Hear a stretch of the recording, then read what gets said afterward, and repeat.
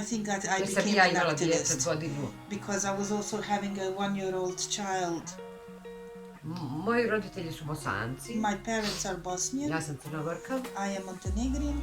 I moj otac je iz Goražda, pa je teško doživljavao, to je bilo blizu. My father is from Goražde, on je, na primjer, and of preko radio course, amatera čuo na radiju da mu je brat it's poginuo. very hard to see, you know, your local soldiers going to fight against the Bosnians in Bosnia and Herzegovina, and then he heard the radio amateurs, you know that there is during the war the phone lines were cut, so people use radio amateurs, and my father listened to the radio amateurs, and that's how he heard that his younger brother was killed. Znači, mi smo svakako bili kuća koja se solidarisala sa ljudima u Bosni, ali meni to nije bilo nekako dovoljno, meni. Anyway, we were a household that kind of was always expressing solidarity with what was happening in Bosnia and Herzegovina, but I was restless and I needed to do something more.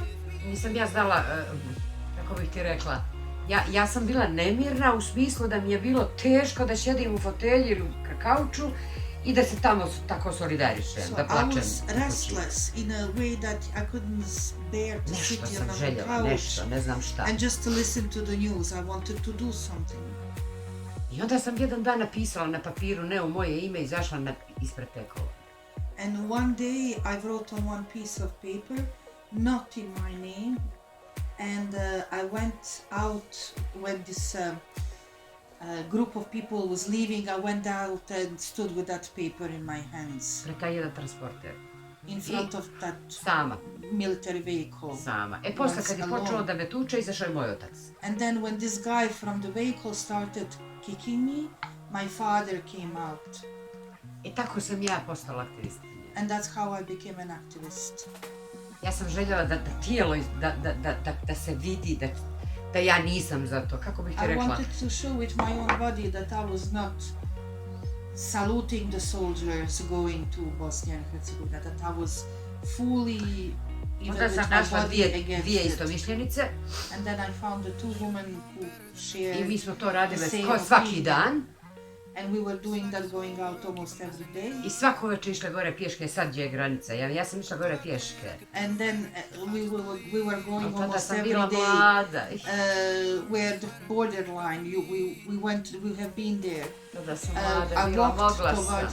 Young bila. I was young and I could walk, but not anymore. I dovodila žene i djecu izbjeglice iz Bosne. And then I was bringing refugee women and children to my own home.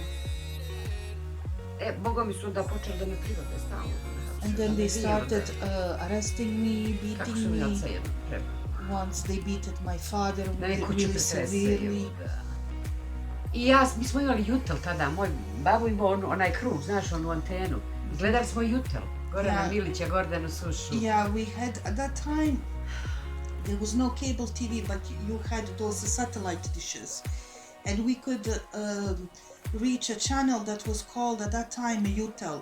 Like it was like Eurovision but for Yugoslavia, you know. Jutel it was called. And several very famous journalists worked there. Ja vidim jedan prilog da neke žene u crnom stoje u Beogradu svake srijede sat vremena ćuteći i tako protestuju. And then I saw a reportage about a group of women called Women in Black that were standing in Belgrade on the square in silence, dressed in black every Wednesday. I ja prvi naredni utorak večer sjedem u autobus za Beograd. Nisam nikad bila u Beogradu, prvi put u životu.